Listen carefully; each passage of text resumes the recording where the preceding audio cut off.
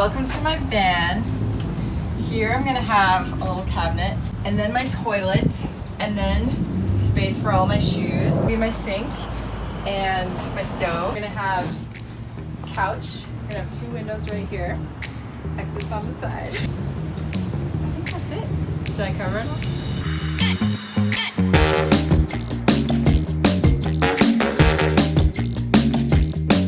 Christian's ripping apart her. Getting in my workout. They didn't want to bone the van. Uh-oh! Guys, I got a van! Welcome to my future home. Okay. What do you have in your home? Right now, it's just a giant dance floor. It's pretty important to have. That? Yeah.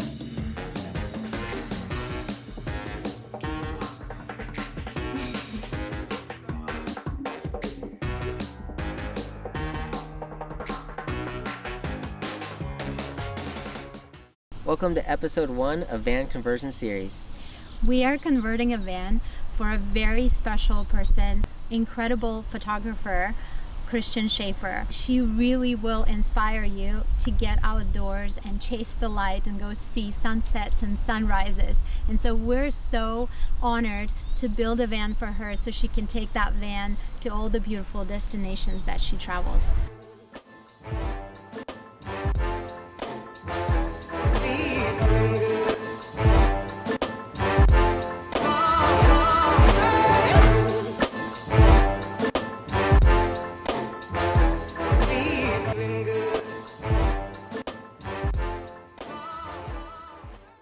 Just finished week 1 of Christian's build.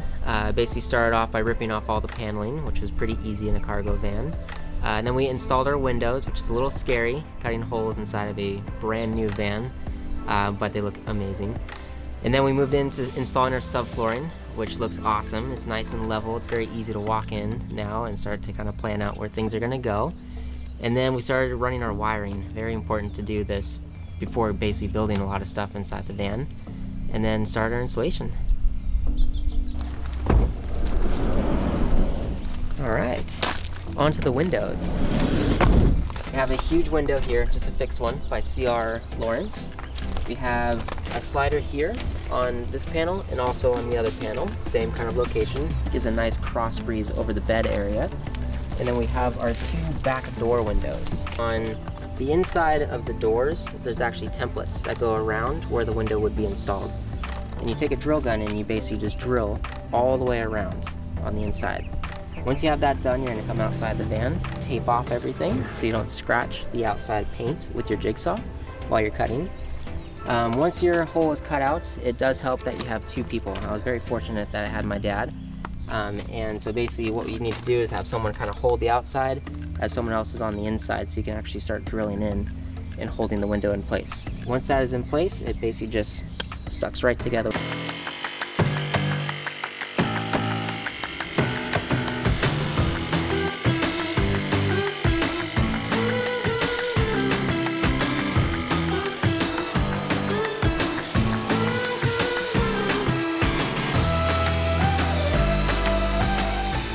When installing the back windows, it's a little bit different than the side windows. So these ones are actually glued in to the paneling so they don't screw in like the side ones.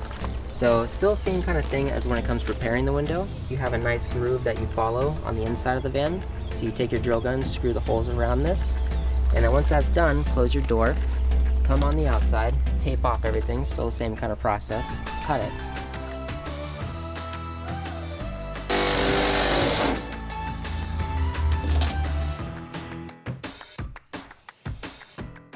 This is the part that's a little bit different.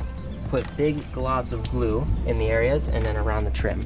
And then stick the window on there and hold it for about, we held it for like 10 minutes or so. And then you want to keep the car still for, I would say, probably about 12 to 24 hours or so. So you don't want to drive it around, don't want to really move it, don't want to close the doors, just because you don't want it to fall or rattle or move around.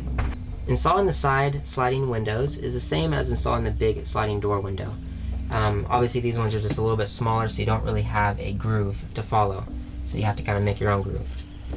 It's very important to measure somewhere in the middle of your panel, and on the outside there's another trim piece. So when you cut the hole, you want to make sure it's very straight on the outside. But before you install the window, you are going to have to take off the center beam here. It is held on by these little tack welds here on the bottom and on the top.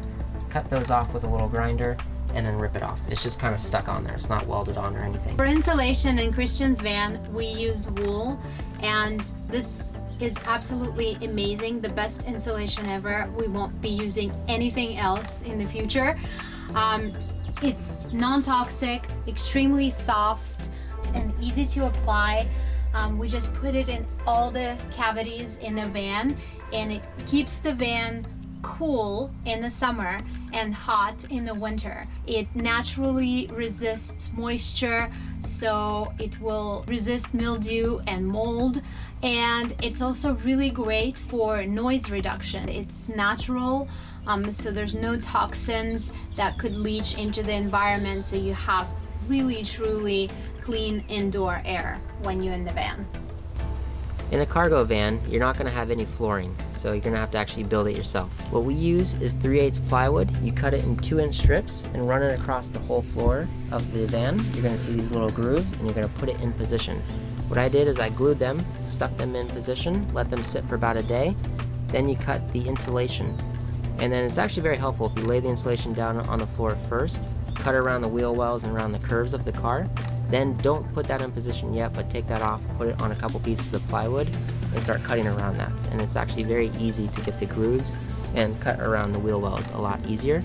And once that is done, put the insulation down, put that in position, and then screw in your 3/8 plywood to make a nice flat surface.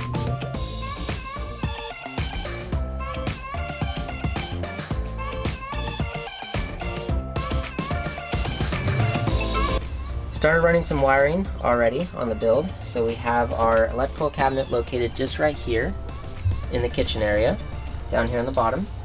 Started running our solar wiring already, so that's going right up to the roof there.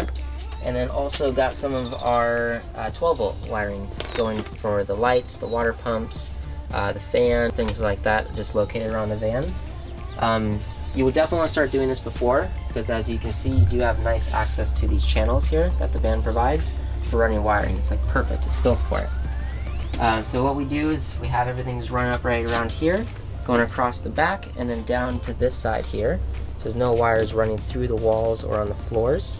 And it's going to go right into this cabinet here, where we're going to have our sink and a couple light switches.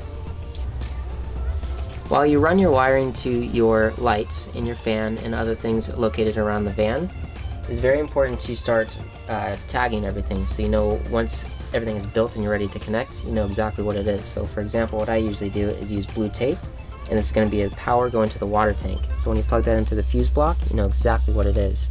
In some cases, what you're going to find is you're going to have a switch. So what I have is I have power going to the upper cabinet switch, and then you're going to have another wire going up to the lights to the switch. Thank you guys for watching. This was episode 1 of Van Conversion series, so definitely subscribe and stay tuned, because next week is going to be even more exciting. It's going to be pretty awesome, you guys. We're going to cut another hole up in the top this time for the fan, installing our paneling, and starting to build some structures.